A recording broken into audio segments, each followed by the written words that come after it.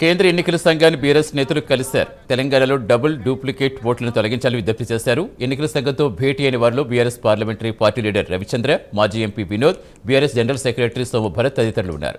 Voter కార్డును ఆధార్కు అనుసంధానం చేసి డబుల్ ఓట్లు తొలగించాలంటూ బీఆర్ఎస్ నేతలు వినతిపత్రం సమర్పించారు. అయితే ఎస్ఐఆర్పై కేంద్ర ఎన్నికల సంఘానికి పలు సూచనలు చేశారు. ఒక మనిషి ఒక ఓటు అనేది సూత్రం. అది ప్రతి వ్యక్తి భారతదేశ పౌరుడు ఈ దేశంలో ఎక్కడైనా నివసించవచ్చు, ఎక్కడైనా ఓటర్ గా నమోదు చేసుకోవచ్చు. దానికి ఎవ్వరికి కూడా ఎలాంటి అభ్యంతరాలు లేవు. అయితే దురదృష్టవశాత్తు మరి గత 60-70 సంవత్సరాల చరిత్ర గ్రామంలో ఉంటే గ్రామంలో ఓటర్ ఉండేది, నగరంలో నివసించినప్పుడు నగరంలో ఉండేది, ఇంకెక్కడైనా అతడి వ్యాపార రీత్యా ఉంటే అక్కడ కూడా ఉండేది. చాలా కాలం ఆ విధంగా నడిచింది, ఎవరు పట్టించుకోలేదు. కానీ గత దశాబ్ద కాలం నుండి మరి ఆ రెండు దిక్కుల ఓట్లు ఉండకుండా చాలా చర్యలు ఎలక్షన్ కమిషన్ ఆఫ్ ఇండియా తీసుకున్నది.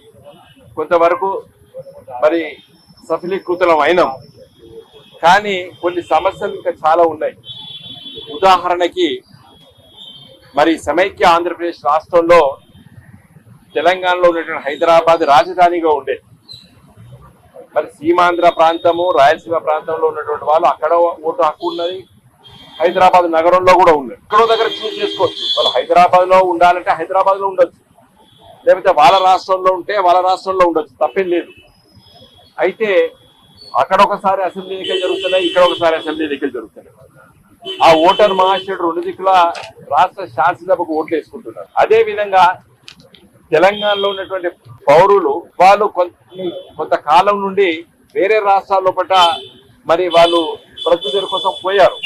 అక్కడ ఓట్లున్నాయి, తెలంగాణలో కూడా ఓట్లున్నాయి. మా బూత్ లెవెల్ ఏజెస్ మా బిఎల్ఏస్ 35,655 మందిని మేము సెలెక్ట్ చేసుకొని విత్ ఫోన్ నెంబర్స్, ఆధార్ కార్డ్స్తో సహా బిఎల్ఓలకు అనుసంధానం చేసి వాళ్ళంతా కలిసి ప్రయాణం చేస్తున్నారు. కార్యక్రమం నడుస్తుంది. కాకపోతే ఏంటంటే అది స్లోగా నడుస్తుంది. ఇప్పటివరకు 5 to 10% కూడా కార్యక్రమం పూర్తి కాలేదు. దానికోసం మా అన్న వినోద్రావు గారు, సోమ భరత్ గారు మేమందరం కలిసి ఈ సమయం సరిపోదంటే ఖచ్చితంగా దానికి సమయాన్ని బట్టి ఇచ్చుకుంటాము. గత రాష్ట్రాల్లో కూడా జరిగింది అది ప్రక్రియ, దానికోసం ఇబ్బంది లేదు. కాకపోతే ఏంటంటే పర్ఫెక్ట్ గా చేయాలని చెప్పేసి మా పార్టీ ఆలోచన, కేసీఆర్ గారి ఆలోచన. తెలంగాణ రాష్ట్రం చుట్టూ ఉన్నటువంటి రాష్ట్రాలు ఏదైతే ఉన్నాయో, మహారాష్ట్ర బార్డర్లో, కర్ణాటక బార్డర్లో, ఒరిస్సా, ఛత్తీస్గఢ్, ఇటు ఏపీ బార్డర్లో కూడా ఉన్నటువంటి